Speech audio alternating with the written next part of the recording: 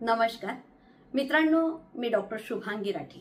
आजच्या या भागामध्ये आपण संविधानातील अनुसूचित जाती जमातींसाठी जे राजकीय प्रतिनिधित्व आहे, ज्याच्यामध्ये आरक्षण दिलेलं आहे, म्हणजे राखीव जागांचा जो अधिकार आहे त्याच्याविषयी आपण चर्चा करणार आहोत। कारण अनुसूचित जाती जमातींना राजकीय प्रवाहात आणण्यासाठी काही घटनात्मक तरतुदी करण्यात आल्या। त्या घटनात्मक तरतुदी कोणकोणत्या कलमांमध्ये करण्यात आल्या त्याचाही विचार अगदी संक्षेपणे आपण करणार आहोत, जेणेकरून एक देशाचा नागरिक या नात्याने आपल्याला त्याची ओळख होणं गरजेचं आहे। तर मित्रांनो, राजकीय प्रतिनिधित्वासाठी जी राखीव जागा आहेत ना, याविषयीचं कलम 330 आणि 332 याचा विचार करणं गरजेचं आहे। अनुसूचित जाती आणि जमाती यांच्यासाठी राखीव जागा ठेवल्या, पण कुठे?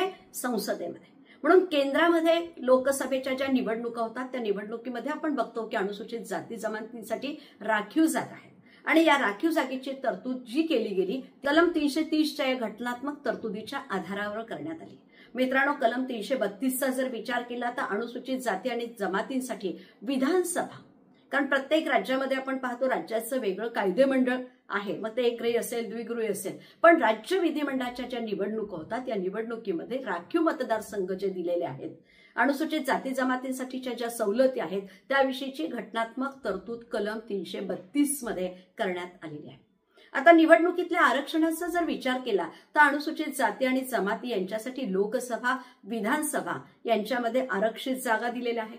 त्यांना आपलं प्रतिनिधित्व करून आपला हक्क जे आहे ना तो प्रस्थापित करण्याचा अधिकार आहे। म्हणून राजकीय विकासाच्या प्रवाहात त्यांना आणता यावं यासाठी आपण बघितलं राखीव जागेची तरतूद केली आणि राखीव जागांची जी संख्या आहे ती अनुसूचित जाती जमातींच्या लोकसंख्येच्या प्रमाणानुसार ठरवली जाते।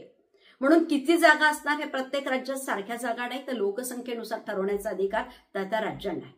मित्रांनो, केंद्र आणि राज्याप्रमाणे स्थानिक स्वराज्य संस्थेमध्ये अनुसूचित जाती जमातींना आरक्षण आहे का आणि असेल तर ते कोणत्या घटनात्मक तरतुदीनुसार देण्यात आलं? तर मित्रांनो, लोकशाही असलेल्या आपल्या भारतामध्ये सत्तेचं विकेंद्रीकरण करण्यात आलं आणि या सत्तेच्या विकेंद्रीकरणामुळे आपण पाहतो केंद्र राज्य हे संघराज्याप्रमाणे निर्माण झाले, पण त्याच्याही पुढे लोकांना जास्तीत जास्त सहभागी करता यावं, त्यांचा सहभाग वाढवावा, राजकीय जनजागृती व्हावी, लोकांमध्ये जबाबदारीची जाणीव निर्माण व्हावी, या दृष्टिकोनातून स्थानिक स्वराज्य संस्थेमध्ये सुद्धा आपण पाहतो की आरक्षणाची तरतूद करण्यात आली। तर मित्रांनो, 243D चा जर विचार केला तर अनुसूचित जाती जमातींसाठी मग ग्रामपंचायत असेल, नगरपंचायत असेल, महानगरपालिका असेल, म्हणजे शहरी किंवा ग्रामीण भागासाठी अनुसूचित जाती जमातींसाठी राखीव जागेची तरतूद 243च्या D भागात करण्यात आली। पण 243T चा जर विचार केला तर हो, आम्हा महिलांसाठी राखीव जागेची जी तरतूद आहे ना स्थानिक स्वराज्य संस्थांमध्ये याविषयीचा विचार, कारण आपण बघितलं की आरक्षणात आरक्षण, अनुसूचित जाती जमातीच्या आरक्षणामध्ये महिलांसाठी सुद्धा आरक्षणाची तरतूद आहे, तर ही स्थानिक स्वराज्य संस्थांमध्ये महिलांसाठी राखीव जागेची तरतूद ज्यात अनुसूचित जाती जमातींच्या महिलांचाही समावेश होतो। अशा प्रकारे 243च्या T मध्ये आपण पाहिलं की महिलांना आरक्षण देण्यात आलं। मित्रांनो, अशा प्रकारे कालावधी आणि पुनरावृत्ती याचा जर विचार केला तर हे आरक्षण सुरुवातीला जे दिलं किती वर्षासाठी लागू केलेलं होतं? 10 वर्षासाठी। पण वेळोवेळी बघितलं की त्यात अजून सुधारणा करण्याची गरज आहे आणि म्हणून हा कालावधी वाढवण्यात आला। सध्या 2030 पर्यंत या आरक्षणाचा कालावधी वाढवण्यात आला।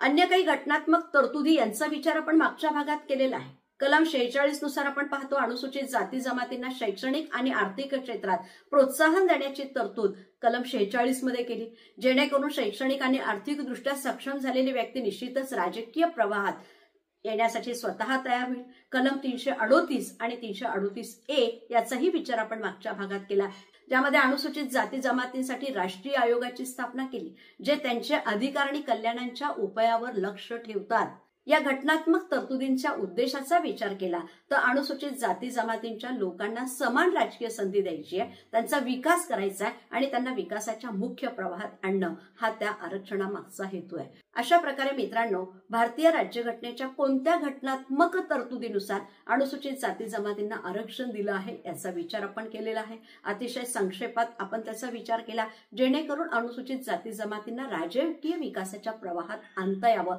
हा त्यामागचा उद्देश आहे। व्हिडिओ आवडला असेल तर लाईक आणि शेअर करायला विसरू नका। येथेच थांबतोय। Okay, thank you.